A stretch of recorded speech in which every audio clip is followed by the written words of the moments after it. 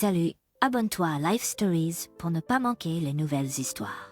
Aujourd'hui, nous vous présentons l'une de ces histoires, une histoire d'amour, de trahison et de rédemption. Dans cette histoire, vous rencontrerez un héros qui a affronté d'incroyables épreuves après que sa vie ait été bouleversée.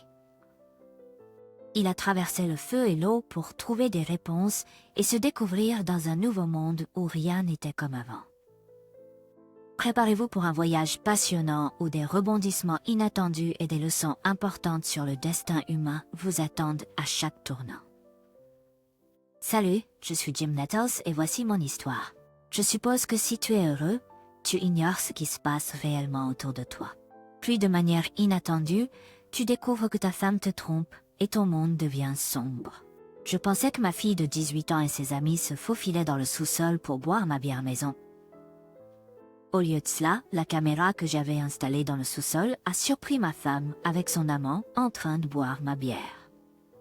JT et moi sommes membres d'un club de bière ici à Atlanta et il a découvert que sa femme le trompait depuis plus de 24 ans. Il nous a raconté son histoire lors d'une de nos réunions du club de bière. Une chose qu'il a dite et que j'ai ignorée était de retirer tes lunettes roses et d'examiner ton mariage. Karen et moi avons 3 enfants et sommes mariés depuis presque 28 ans. La vie était géniale. Karen est la seule enfant de Ben et Alice Thompson. Elle vient de riche et célèbre. Karen a peut-être 49 ans, mais elle pourrait en paraître 35. Je ne suis pas sûre si j'ai été élevée dans la classe moyenne ou non, mais j'ai été élevée dans une famille aimante. J'ai grandi dans une petite ville à l'extérieur d'Atlanta. Je suis le plus jeune des 2 garçons. J'ai grandi à côté de mes grands-parents et mon père travaillait dans le magasin de matériel de mon grand-père. Mon frère Ken et moi travaillions au magasin après l'école et les week-ends.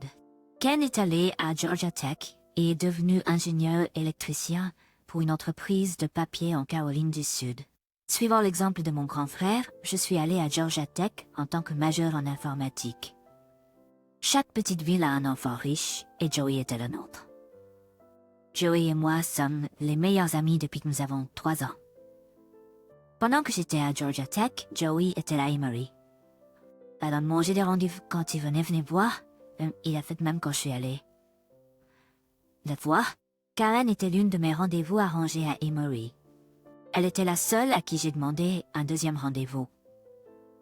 En tant que senior, nous avons passé autant de temps ensemble que nos emplois du temps le permettaient.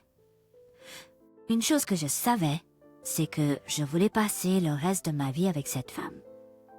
Cependant, il y avait un problème que je devais régler avant de lui demander de m'épouser.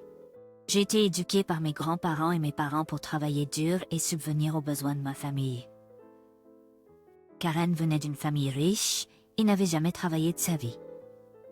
Mon orgueil ne me permettait pas de vivre aux dépens de ses parents. Heureusement, elle a accepté. Quand j'ai été assez grand pour travailler, mon père m'a obligé à économiser 10% de tout ce que je gagnais pour mon avenir. À utiliser une partie de ses économies pour acheter une bague de fiançailles à Karen. Le lendemain de ma demande en mariage, nous sommes allés voir ses parents pour leur annoncer. Karen et sa mère étaient excités et ont commencé à planifier le mariage. Le père de Karen et moi les avons laissés seuls. Nous sommes allés dans son bureau et il demandait mes projets après l'obtention de mon diplôme. Je lui ai dit que j'avais accepté un poste dans une grande entreprise ici à Atlanta. Il semblait content que nous soyons proches. Elle est comme si le dirigeant de cette entreprise. Environ 2 heures plus tard, nous nous sommes dit au revoir et sommes partis. Karen et sa mère auraient 14 mois pour planifier le mariage et j'aurais 1 an pour me concentrer sur ma carrière. 3 mois après avoir annoncé nos plans à ses parents, Ben m'a invité dans son bureau. Il m'a dit qu'il m'aimait bien et savait que Karen m'aimait. Mais en tant que père, il devait protéger sa fille et sa famille. Je suis restée assis là, me demandant de quoi il parlait. Il m'a remis un document et m'a dit que c'était un contrat de mariage qu'il voulait que je signe. J'entendais la voix de mon père, ne jamais signer quoi que ce soit, sans le lire, poser des questions, demander conseil et y réfléchir avant de signer. Il s'est assis et a attendu que j'ai fini de lire le contrat. Le contrat stipulait que si notre mariage échouait dans les 5 premières années, je recevrais 100 000 $. Et je n'aurais droit à aucun autre bien de Karen ou de sa famille. Tous les 10 ans, les limites d'argent augmentaient et atteignaient 5 millions de dollars pour notre 25e anniversaire de mariage. Je suis restée assis là, la bouche ouverte, essayant de décider comment réagir. Après quelques minutes, je lui ai dit « Monsieur, j'aime votre fille et je prévois de passer le reste de ma vie à l'aimer.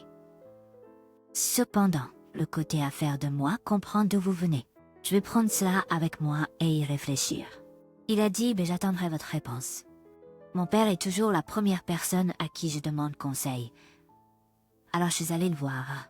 Papa a pris son temps pour le lire 2 fois avant de dire « Jim, nous savons tous les deux pourquoi Ben veut ce contrat et de la façon dont il est écrit, il ne protège que sa famille. Ma question est, que veux-tu de ce mariage et que veux-tu protéger de leur part? » Nous avons discuté de mes objectifs, de mes sentiments, de mes rêves et de mon avenir à long terme avec Karen. Papa a dit « J'ai toujours fonctionné avec la croyance que si tu me demandes de renoncer à quelque chose, alors tu dois renoncer à quelque chose aussi. » L'avocat de Ben défend les intérêts des Thompson. C'est pour cela qu'il est payé. Il te voit comme un garçon de la campagne, sans rien à perdre et beaucoup à gagner. Toi et moi comprenons pourquoi il veut ce contrat. Ben croit que tu aimes Karen maintenant, mais il s'inquiète pour plus tard. Si toi ou moi étions à sa place, nous ferions la même chose. Il a fait une pause, puis a dit « Jim, un mariage échoue pour plusieurs raisons. Ce contrat de mariage en mentionne toutes. Être ensemble à l'université, c'est une chose, mais être un couple marié qui travaille, c'est autre chose. Pouvez-vous et Karen surmonter les moments difficiles? Vous pourriez découvrir que vous ne pouvez pas vivre ensemble à cause de vos emplois, de vos amis, de vos finances, de vos parents ou d'autres facteurs. Voulez-vous l'argent de Ben parce que votre mariage n'a pas fonctionné? Qu'est-ce qui pourrait mettre fin à un mariage et vous donner envie de prendre son argent? Mon Dieu, je suis content d'avoir parlé avec papa. J'ai appelé mon frère Ken et j'ai eu son avis, et ça ressemblait essentiellement à parler avec mon père à nouveau. Après avoir parlé avec plusieurs autres personnes en qui j'avais confiance, je savais les changements que je ferais au contrat de mariage et comment en discuter avec Ben. Lors de notre prochaine visite chez les parents de Karen, j'ai demandé à Ben quelques minutes de son temps. Il m'a regardé et a dit « Allons dans mon bureau et laissons ces dames discuter du mariage. » En entrant dans le bureau, j'ai sorti le contrat de mariage que Ben m'avait donné. « Monsieur, j'y ai beaucoup réfléchi et j'aimerais apporter quelques modifications, ai-je dit. » Il s'apprêtait à dire quelque chose, a fait une pause, puis a hoché la tête, me disant de continuer. « Je comprends et je peux apprécier votre position. Je me marie avec votre fille parce que je l'aime. Donc ce que je propose est le suivant. 1. Dans les 10 premières années du mariage, vous déposez 100 000 $ dans un compte d'investissement. Lui et moi déterminerons ensemble où investir ces fonds. Nous nous rencontrerons une fois par trimestre pour en discuter. Je pense que si nous allons échouer, ça y peut. 2. Si le mariage échoue, alors vous gardez l'argent et Karen et moi divisons à parts égales les biens que nous avons acquis pendant notre mariage. Cela exclut les biens que nous avons acquis de vous ou de mes parents. 3. Si ce mariage se termine par un divorce parce que j'ai commis l'adultère, alors vous gardez l'argent et Karen obtient 100% des biens que nous avons acquis pendant le mariage. Cela exclut les biens que nous avons acquis de vous ou de mes parents. 4. Si ce mariage se termine par un divorce parce que Karen a commis l'adultère, alors j'obtiens l'argent et 100% des biens que nous avons acquis pendant le mariage. Encore une fois, cela exclut les biens que nous avons acquis de vous et de mes parents. 5. Karen et moi aurons le contrôle total du compte d'investissement le jour de notre 43e anniversaire de mariage. Fio, je t'ai expliqué pour ça le temps dans le chiffre. Un sourire a traversé son visage. Il s'est appuyé en arrière dans son fauteuil et a dit « Mon fils, votre offre est très intéressante. Cela montre que vous aimez ma fille. Votre proposition de gérer conjointement le fonds d'investissement est vraiment créative. Je suis d'accord. Cela nous donnerait quelque chose à faire ensemble. Et je reste en contrôle pendant 43 ans. Ce que je ne comprends pas, c'est pourquoi vous ne voulez pas partager quoi que ce soit en cas d'adultère. J'ai deux questions. Premièrement, pourquoi 43 ans? Et veuillez expliquer la division en cas d'adultère. Mtuo, c'est 43 ans et facile. Karen et moi aurons 65 ans et l'argent sera utilisé pour la retraite. Il a ri et a hoché la tête pour me dire de continuer. Si le mariage échoue parce que nous avons essayé, mais que nous ne pouvons pas surmonter nos différences, alors tout est égal. Nous avons tout donné pour que ça marche. Pourquoi sauve personne? Maintenant, si l'un de nous commet l'adultère, c'est quelque chose que nous faisons intentionnellement et un mariage ne peut pas survivre à la trahison et à la méfiance qui en résultent. Le mariage est l'union de deux personnes pour en faire une seule. Notre mission est d'être fidèles l'un à l'autre pour le reste de nos vies. Si Karen n'est pas heureuse avec moi, elle peut demander le divorce, puis elle peut voir qui elle veut. Je serai fidèle à Karen et la seule façon pour moi de me venger est si elle commet l'adultère pendant notre mariage. Est-ce que ces types ont été questions? Oui, mon fils, tu as répondu à mes questions. Je peux faire rédiger un nouvel accord. Un nouvel accord a été rédigé quand tu le passes en revue. Allons rejoindre les dames. Quelques semaines plus tard, nous avons amené Karen et lui avons expliqué l'accord prénuptial. Karen a été surprise de découvrir que cela se passait et n'avait jamais envisagé cette possibilité. Après l'avoir lu, Karen a levé les yeux et a demandé « Jim, est-ce que ça te va ?» « Oui, Karen, j'ai répondu. Elle a pris un moment pour relire l'accord et a ensuite demandé « Jim, pourquoi 43 ans? Et c'est quoi cette histoire d'adultère ?» En riant, j'ai répondu « Ton père m'a posé la même question. Dans 43 ans, nous aurons 65 ans. Considère ça comme notre fonds de retraite. Si nous travaillons à faire fonctionner notre mariage et que nous échouons, alors nous divorçons et continuons notre chemin en sachant que nous avons essayé. L'adultère est fait intentionnellement en allant dans le dos de quelqu'un, en mentant sur où tu étais et avec qui tu étais. Je ne peux pas concevoir quelque chose de plus dévastateur ou de plus malhonnête pour un mariage. Si je ne suis pas assez bien pour toi, ou si tu ressens le besoin de quelqu'un d'autre, alors demande-moi le divorce. Je ne serai pas manqué de respect ni ne serai un idiot. Je t'aime et je serai fidèle à toi, et je demande la même chose de toi. Nous avons eu un super mariage et une lune de miel fantastique. Nous sommes mariés depuis presque 28 ans et avons 3 enfants. Ton est notre aîné, il a 26 ans et a été nommé d'après mon père. Il travaille pour l'une des entreprises de Ben, où Ben le prépare à prendre la relève des entreprises familiales. Il a été accepté dans un programme de MBA qui commence cet automne. Benny a 25 ans, aime la nature et a rejoint mon père après avoir obtenu son diplôme universitaire. Comme tu peux le voir, Benny est d'après le père de Karen. Mon père est très heureux d'avoir quelqu'un dans la famille pour reprendre la ferme et le magasin de matériel. Mon frère et moi avons quitté la ferme dès que nous avons pu. Amy, notre enfant surprise, a eu 18 ans il y a 3 mois, c'est m'a complètement sushi. C'est le meilleur athlète de nos enfants et a accepté une bourse complète pour jouer au soccer à l'UNC l'année prochaine. Après le départ des garçons pour l'université, j'ai transformé la salle de jeu du sous-sol en pub de bière. Karen et moi aimons recevoir et le pub est devenu très populaire auprès de notre famille et de nos amis. Depuis quelques mois, je soupçonne quelqu'un de voler ma bière. Non, je fais pas d'inventaire, c'est juste un sentiment. En préparant quelques bières pour une réunion de club de bière, je n'ai pas pu trouver de bouteille d'IPA. Fred Jones est à la réunion ce soir-là et je lui ai dit que je pensais que ma fille de 18 ans prenait ma bière de mon pub. Est-ce que tu laisses ta fille boire de la bière? Non, je lui laisse goûter si elle veut. Qu'est-ce qui te fait penser que c'est elle? La bière semble disparaître quand je pars en voyage, mais ça ne peut pas être Karen.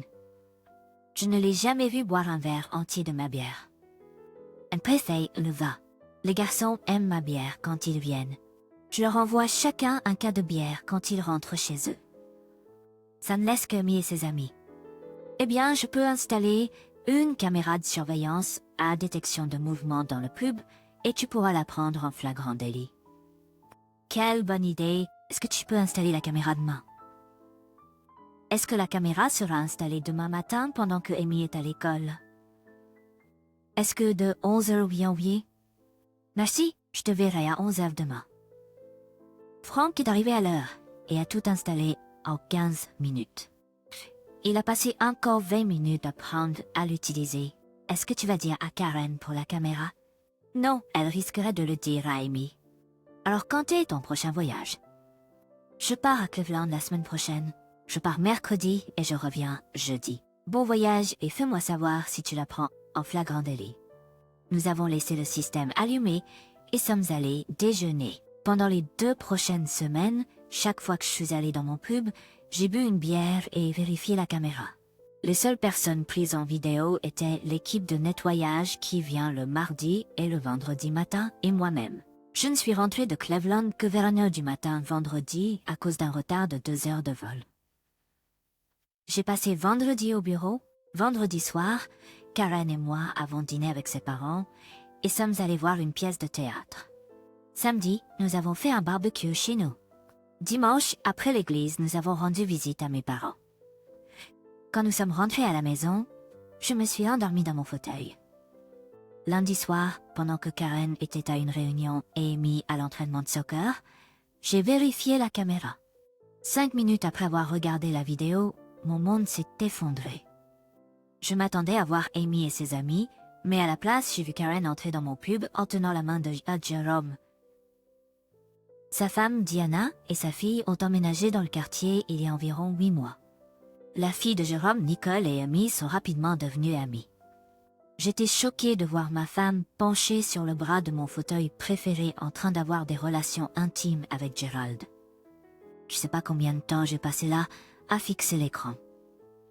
Ce n'est que lorsque j'ai réalisé que je regardais une vidéo du barbecue de Seti que je suis sortie de ma torpeur. J'aurais dû utiliser des enregistreurs audio et Stower. Mon choc s'est transformé en colère, puis en rage. Dan a toujours insisté sur le fait de résoudre les problèmes avec un esprit clair plutôt que de laisser la colère vous contrôler. Faites vos devoirs, rassemblez vos faits, comprenez votre problème, puis décidez comment le gérer. Les gens prennent des décisions stupides lorsqu'ils sont en colère. J'avais besoin de faits concrets.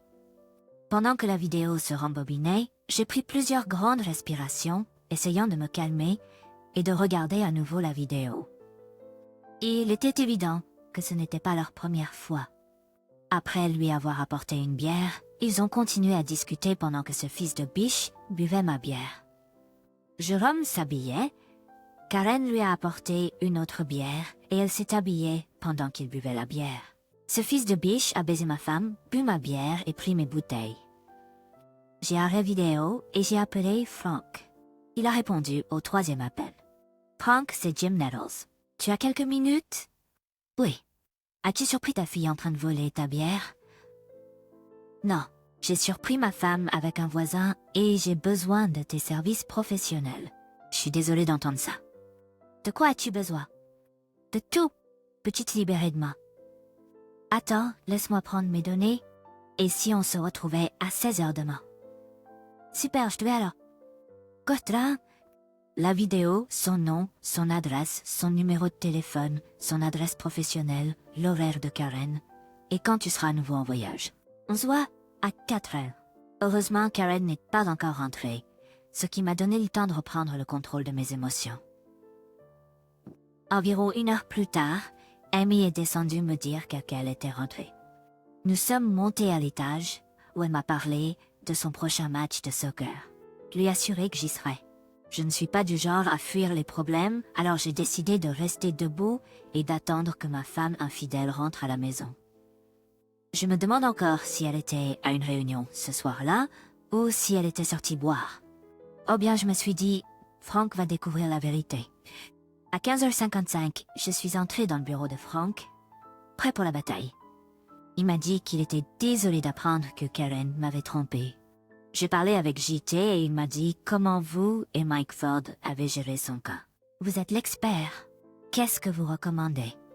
Je sais pour l'accord prénuptial et vous avez toutes les preuves nécessaires pour prouver l'adultère. Qu'est-ce que vous voulez? Je sais, mais je veux tout savoir sur Jérôme, son passé, sa femme et sa famille.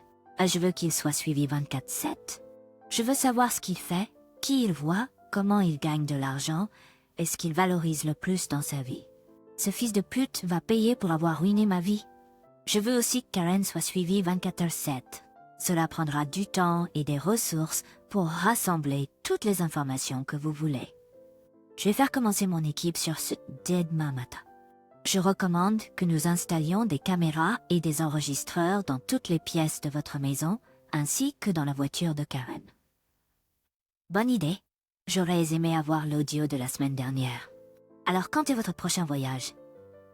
Dans 3 semaines, à partir d'aujourd'hui. Je serai absent pendant 4 jours cette fois-ci. Super, nous devrions avoir suffisamment d'informations pour vous d'ici là. Avez-vous apporté la cassette? Oui, j'ai apporté ce que vous m'avez demandé d'apporter. Quand pouvons-nous entrer dans votre maison pour installer le nouveau système? Karen joue au bridge le jeudi matin. Combien t'as besoin? Nous aurons besoin d'au moins 2 heures. D'accord, je vous rencontrerai chez moi jeudi à 9h30. Quand je suis sortie du bureau de Frank, je me sentais mieux en sachant que quelque chose était en train d'être fait. Maintenant, tout ce que j'avais à faire était d'attendre. 3 semaines plus tard, j'ai embrassé ma femme pour la dernière fois et je suis partie pour Austin, au Texas.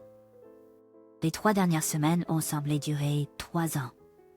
Mike Ford avait tous les documents juridiques prêts et je les avais dans ma mallette.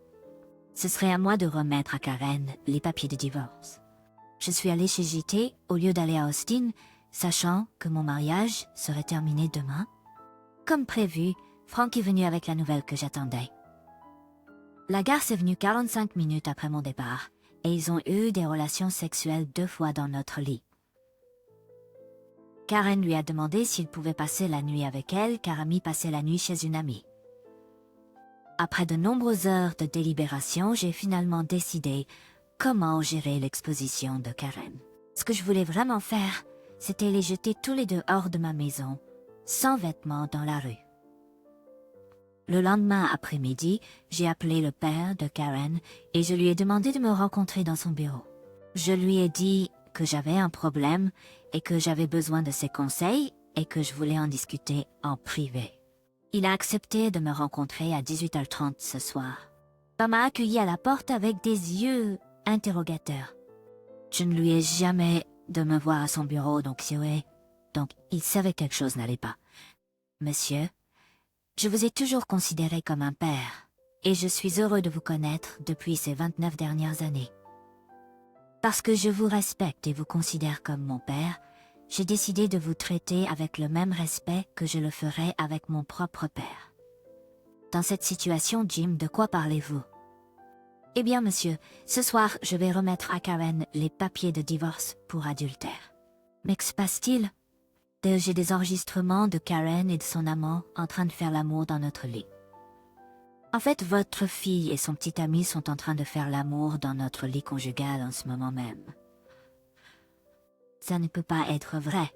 Il compte ou faire. Eh bien, monsieur, j'ai envisagé plusieurs options. Ce que je veux faire, c'est aller là-bas et les jeter hors de ma maison. Vous ne pouvez pas être sérieux? Si, c'est exactement ce que je ferais. Cependant, j'ai une autre option que je voudrais discuter avec vous. Pendant les 45 prochaines minutes, nous avons discuté de mon plan et il a convenu que c'était la meilleure façon de gérer la situation. À 21h15, Ben et moi avons rencontré Frank Jones, Brad Williams, Mike Ford et Steve Collins, un détective de la police d'Atlanta, chez moi. J'ai présenté tout le monde et Frank nous a informés qu'ils étaient dans la chambre principale. Nous étions sur le porche avant en train de discuter lorsque Frank a entendu dans son oreillette qu'il se cachait. J'ai déverrouillé la porte d'entrée, conduisant tout le monde dans le salon.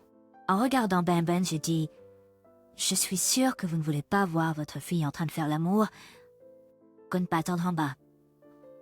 Encore une fois, que je ne ferai pas de mal physique à Karen.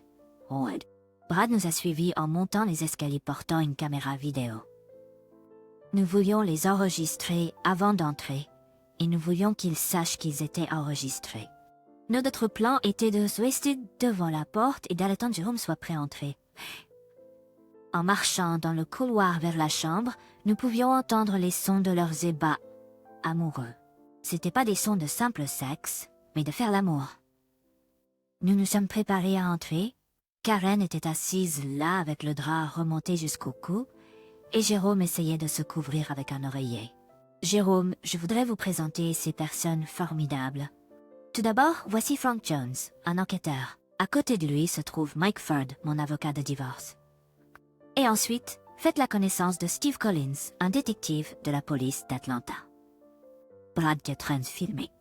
Je n'aimerais rien de plus que de vous jeter tous les deux hors de ma maison. Mais j'ai d'autres plans pour vous.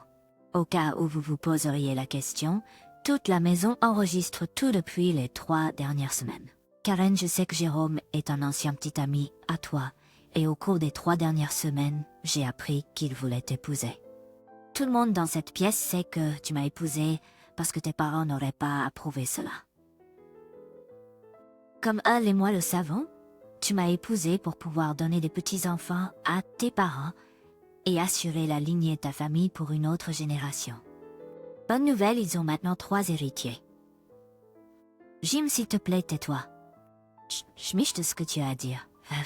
Pas maintenant et pas dans le futur. Il n'y a absolument rien que tu puisses dire qui change le fait que tu es dans notre lit avec un autre homme. Tu ne peux pas t'attendre à ce que... Je crois que c'est une erreur. Je t'ai enregistré en train d'inviter cet homme à passer la nuit avec toi. Après qu'il t'ait couché 2 fois dans notre lit hier, 2 heures après mon départ en ville, garde ton souffle.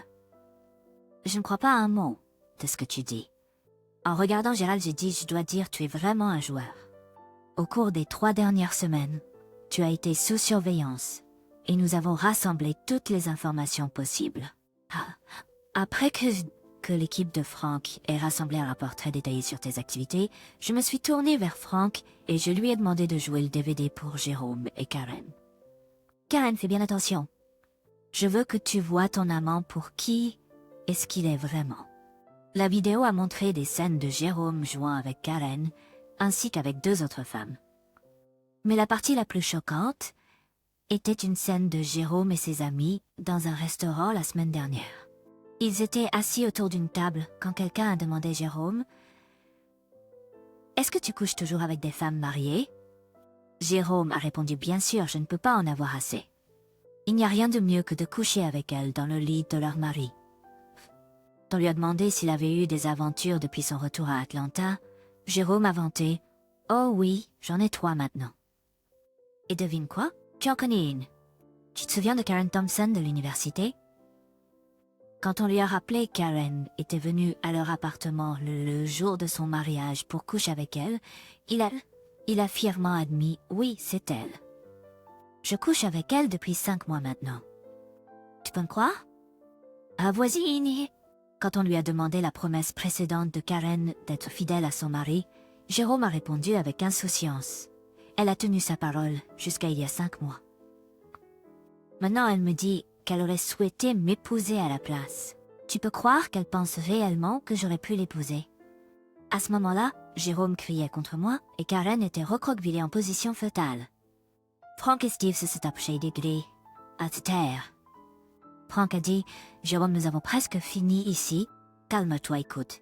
Nous ne te ferons pas de mal, à moins que nous n'ayons pas le choix. Fais-moi confiance. Mais tu devrais savoir que tes beaux-frères ont d'autres plans pour toi. Ta femme et ses frères n'étaient pas contents quand nous leur avons partagé nos informations. » En me tournant vers Jérôme, je lui ai dit « Pourquoi ne te changes-tu pas?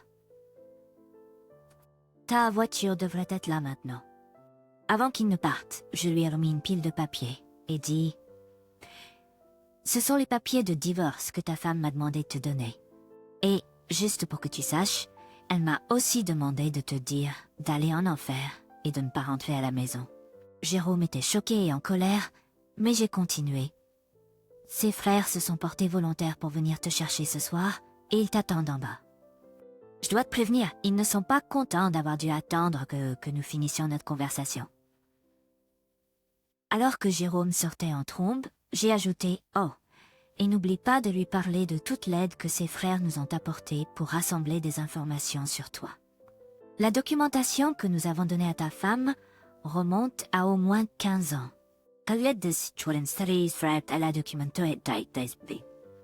Tu Tu devrais te dépêcher, ils t'attendent en bas.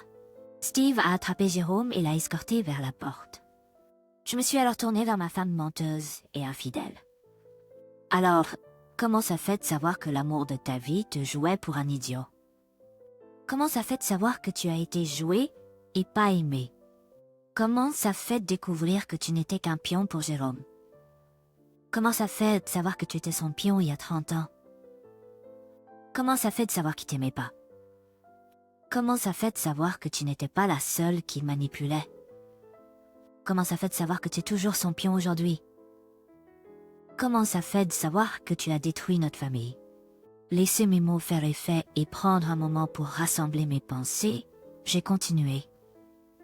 Je t'ai dit il y a 30 ans que la pire chose que tu pouvais faire à notre mariage était de me tromper. C'est déjà assez grave de détruire notre mariage, mais de détruire notre famille pour un homme comme Jérôme est impardonnable. À partir d'aujourd'hui, tu as ruiné chaque fête, chaque anniversaire, chaque remise de diplôme, chaque mariage et chaque événement familial spécial. Désormais, tu as perdu le respect de tes enfants, de tes parents, de mes parents et de nos amis, car rien que de te voir me rend malade. Je n'arrive pas à croire que j'ai gaspillé 30 ans de ma vie à aimer quelqu'un comme toi. Elle s'est allongée sur le lit en pleurant, la tête sous les couvertures. Tu ne vaut pas la peine que je perde encore plus de temps pour toi.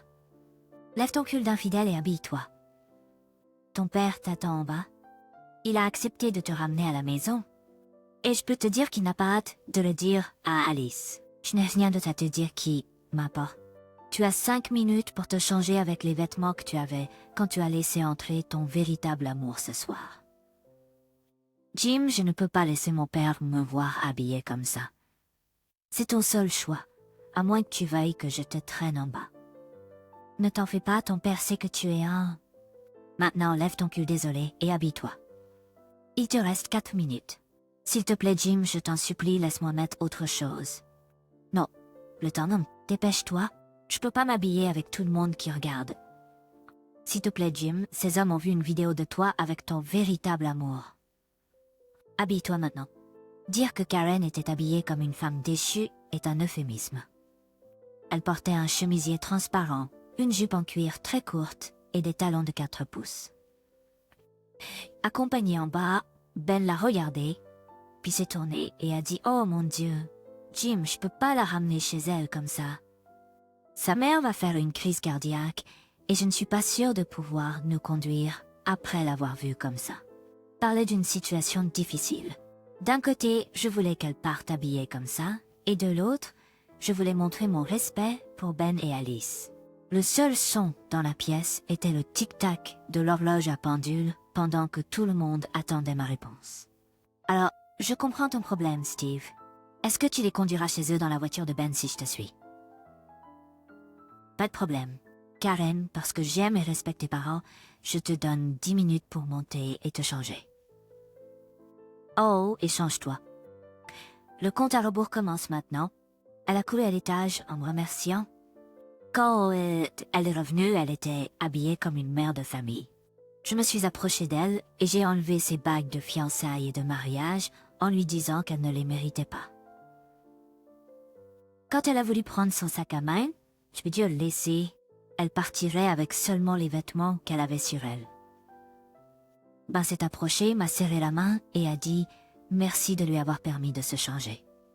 Je vais prendre les choses en main à partir de maintenant. » La tâche la plus difficile que j'ai jamais eu à faire a été de dire aux enfants l'histoire de l'infidélité de leur mère, de voir la douleur dans leurs yeux, de répondre à leurs questions et de les voir gérer l'affaire de leur mère a été douloureux. Quand Karen m'a trompée, elle a également privé nos enfants d'une famille. La réaction de mes parents a été un reflet de celle de mes enfants. Épilogue, Amy a refusé sa bourse de soccer de l'Université de Caroline du Nord et a rejoint l'équipe de soccer d'Emory pour être proche de son papa. Notre compromis était qu'elle pouvait aller à Emory, mais elle devait vivre sur le campus avec ses coéquipiers.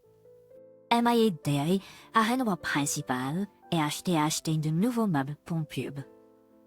Quand elle n'est pas à la maison, je dors dans la chambre d'amis. Don et Benny viennent me voir et me donnent plus souvent de leurs nouvelles qu'avant.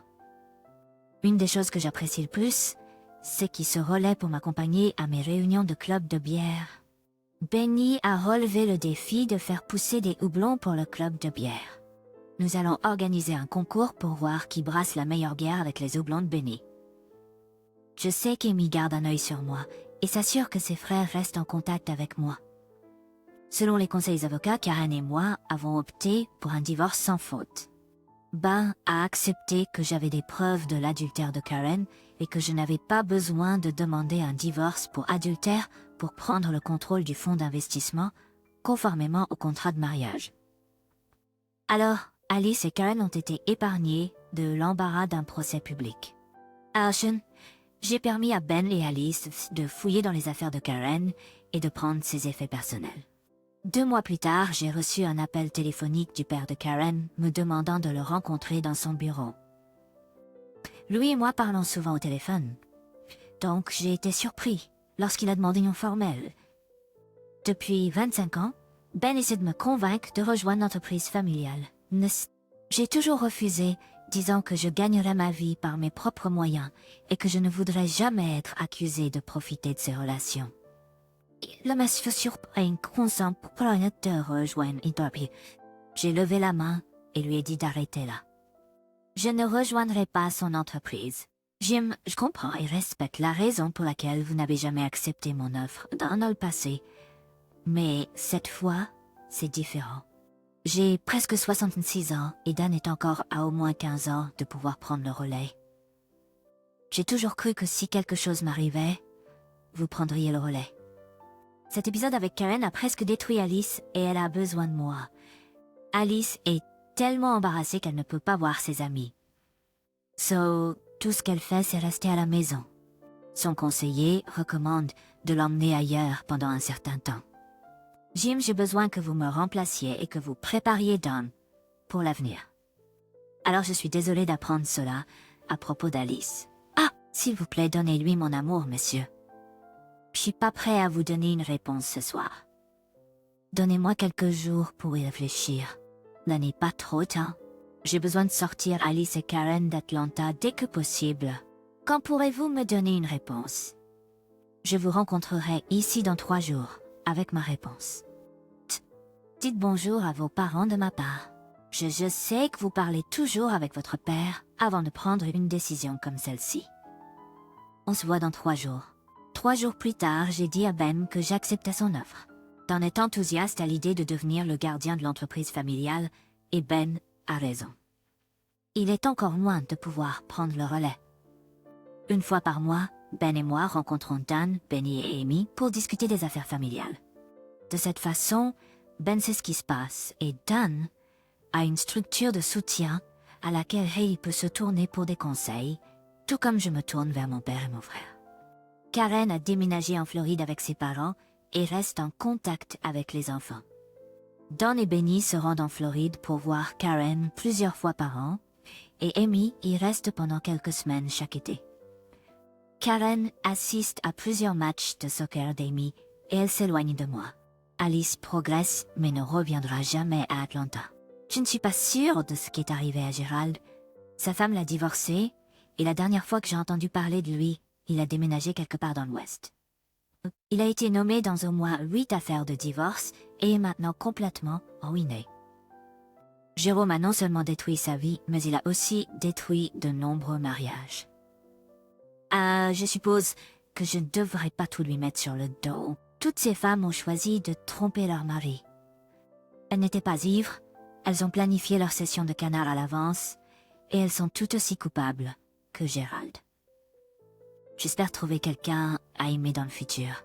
Ça me manque d'être mariée et d'avoir quelqu'un à tenir, à parler et à partager mon amour avec. En attendant que cela arrive, je me lèverai chaque matin, remercierai Dieu pour mes enfants et vivrai ma vie en regardant vers l'avant, plutôt que de regarder en arrière. Cette histoire d'amour et de trahison captive vraiment l'attention, avec son intrigue intrigante et ses profonds rebondissements émotionnels. Elle met en lumière les aspects complexes des relations humaines et permet au lecteur de réfléchir à des questions importantes sur sa propre vie. Les personnages de cette histoire surmontent les obstacles et trouvent en eux la force d'affronter de nouveaux défis. Dans l'ensemble, c'est un voyage captivant à travers les coins sombres de l'âme humaine, laissant des impressions inoubliables et des leçons sages. Histoire 2. Ma femme et moi nous sommes rencontrés à Savannah, où nous avons tous les deux étudié dans des domaines très différents. Elle étudiait l'écriture de scénarios et moi l'archéologie. Notre premier rendez-vous s'est bien passé et nous avons continué à nous voir, et plus nous le faisions, plus nous réalisions à quel point nous étions parfaits l'un pour l'autre. Elle était un peu geek, très féminine et très douée pour communiquer. Quand nous avons commencé à sortir ensemble, nous allions chaque semaine à notre endroit préféré pour une soirée de trivia, et nous nous voyions dès que possible pendant la semaine. Avant que sa 3e année d'études ne commence, elle a déménagé chez sa mère pour économiser de l'argent, car vivre sur le campus n'était pas la meilleure décision financière. Dès la première fois que j'ai rencontré sa mère autour d'un dîner, elle m'a adorée, tout comme sa sœur et ses nièces. Ils m'ont tous accepté comme si j'avais toujours fait partie de la famille. J'avais un emploi d'archéologue dès que j'ai obtenu mon diplôme. Ma femme a eu un peu de mal à trouver un emploi avec son diplôme, alors elle a commencé à écrire des scénarios pour les soumettre à plusieurs services de streaming et chaînes de télévision. Das Projet à petit. Pendant ce temps, je lui ai demandé en mariage et nous avons emménagé dans la maison que j'ai achetée. Peu importe son revenu. Je savais que je voulais l'épouser comme ma femme. Elle a continué à écrire pendant environ 1 an, mais après cela, elle a cédé et a trouvé un emploi de réceptionniste dans une organisation à but non lucratif. Je lui ai dit qu'elle n'avait pas à travailler dans un emploi qu'elle n'aimait pas, mais elle a promis qu'elle voulait le faire car rester à la maison ne lui convenait pas. Cet emploi a duré 15 mois avant qu'elle ne démissionne et ne commence sa propre entreprise à domicile. Elle a commencé à offrir des lectures de tarot et à vendre de petits objets qu'elle fabriquait en époxy.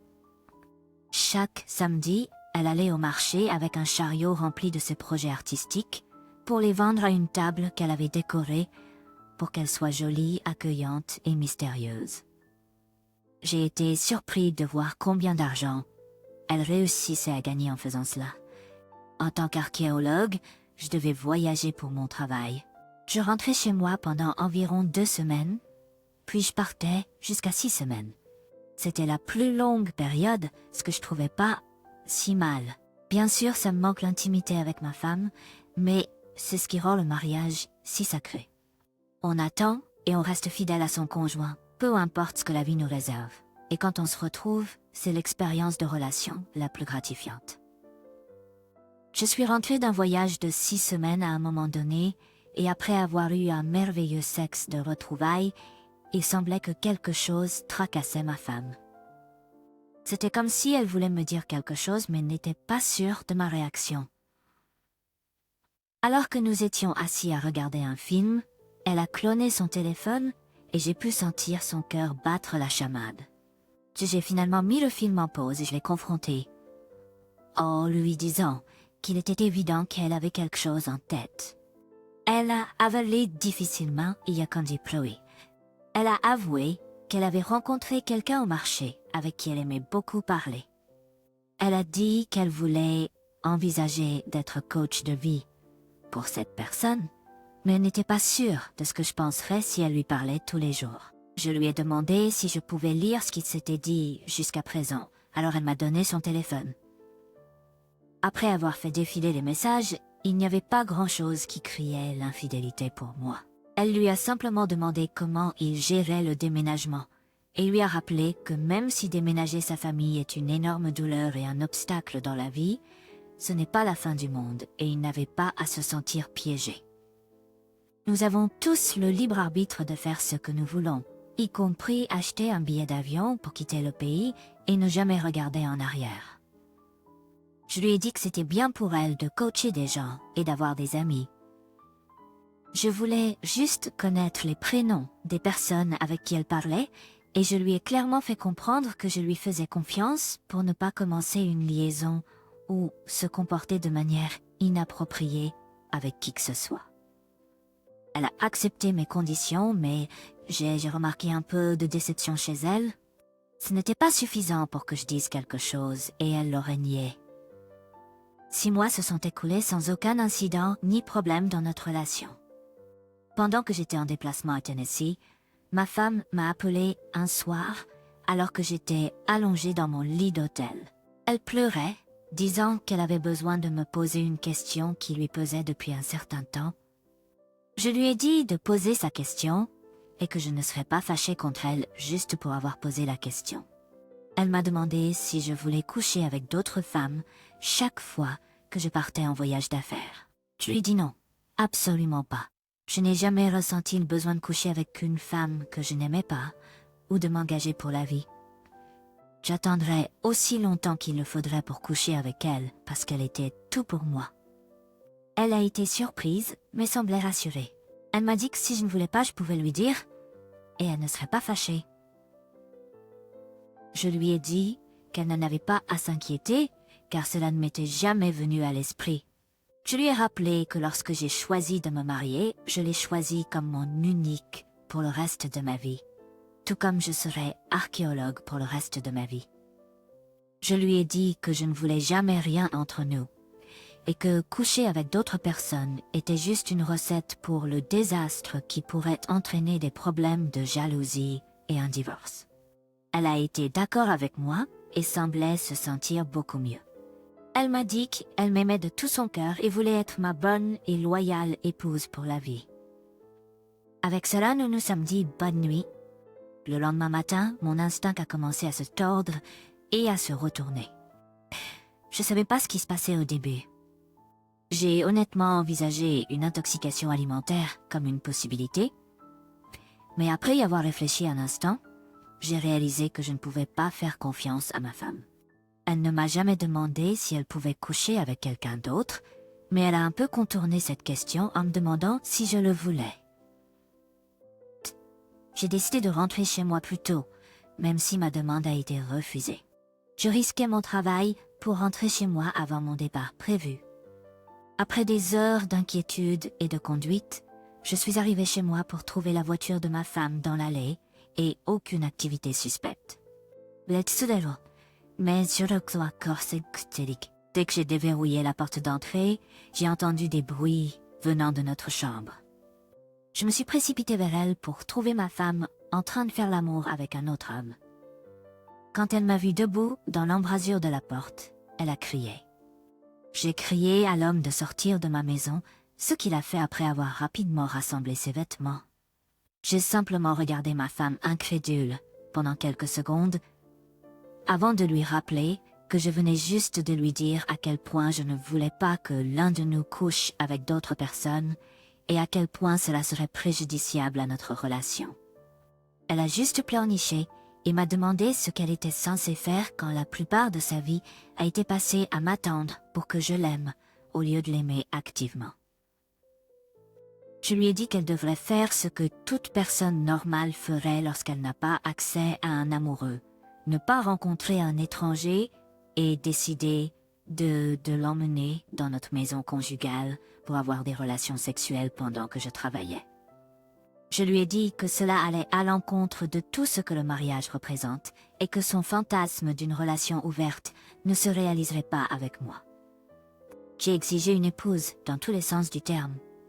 Elle était à genoux, en train de pleurer à chaudes larmes, me suppliant avec les mains jointes de lui pardonner. Elle se blâmait d'avoir parlé à d'autres femmes de sa situation et de les avoir écoutées lorsqu'elles lui ont dit de faire ce qu'elle estimait être juste. J'étais hors de moi. Je ne pouvais pas croire que même si j'avais été claire sur mes sentiments concernant une relation ouverte, elle ait quand même parlé à d'autres femmes qui l'ont encouragée à céder à la tentation et à trahir ses vœux. Elle m'a trompée. Elle m'a tenue dans l'ignorance et je l'ai quand même surprise en train de coucher avec lui. Je lui ai dit de partir. Elle m'a dit qu'elle savait pas où aller. Je lui ai dit que je m'en fichais. Je savais qu'elle avait de la famille et des amis qui ne la laisseraient pas passer une nuit dehors, alors je lui ai dit d'aller chez l'un d'entre eux. Elle a refusé de bouger. Tout ce qu'elle faisait, c'était s'asseoir dans le couloir en faisant toutes sortes de bruits de remords. Chaque fois qu'elle pensait à quelque chose de spécifique, elle se mettait à pleurer à nouveau. Je l'ai ignoré du mieux que je pouvais, en m'enfermant dans la chambre d'amis. Aussi agaçant que cela puisse être, j'ai été obligée de tenir bon et de partager la maison avec elle jusqu'à ce qu'elle soit ordonnée de partir par le tribunal lorsque notre divorce a été finalisé. Pendant que nous vivions séparément sous le même toit, j'ai posté quotidiennement sur les réseaux sociaux à propos de ce qu'elle avait fait en taguant tous ses profils et comptes professionnels. J'ai commenté les photos de sa table de tarot, faisant des remarques sarcastiques qui remettaient en question sa capacité à voir sa propre chute future. Cela a certainement eu un impact sur sa réputation. Beaucoup de clients potentiels ont jeté un coup d'œil à ses comptes de médias sociaux et ont trouvé au moins un de mes commentaires. Cela suffit à lui faire perdre toute motivation pour continuer. Elle n'a même pas essayé de retrouver un emploi dans son domaine d'études. Mon témoignage ainsi que les relevés téléphoniques que j'ai demandés ont suffi à éviter les paiements d'aliments pour conjoints. Ainsi, sans aucune perspective ni motivation, mon ex-femme divorcée est retournée vivre chez sa mère, sa sœur et ses nièces. Elle était essentiellement de retour à la case départ, sauf qu'elle était beaucoup plus âgée et plus triste. Cette histoire illustre l'impact destructeur de la méfiance et de l'infidélité dans le mariage. L'infidélité est une violation profonde de la confiance et du consentement qui peut entraîner de graves conséquences pour toutes les parties impliquées, y compris des traumatismes émotionnels et psychologiques. Bien qu'il soit compréhensible de se sentir blessé et en colère, je ne suis pas d'accord avec la décision du personnage principal de détruire publiquement la réputation de son ex-femme. L'humiliation publique et les insultes peuvent aggraver la souffrance pour les deux parties et créer des obstacles supplémentaires au processus de guérison. Il est important de trouver des moyens sains de faire face à de telles difficultés, notamment en cherchant du soutien auprès d'amis, de la famille ou de professionnels. Le pardon peut être un processus long et complexe, mais se concentrer sur son propre bien-être émotionnel et reconstruire la confiance en l'avenir est crucial pour un développement positif.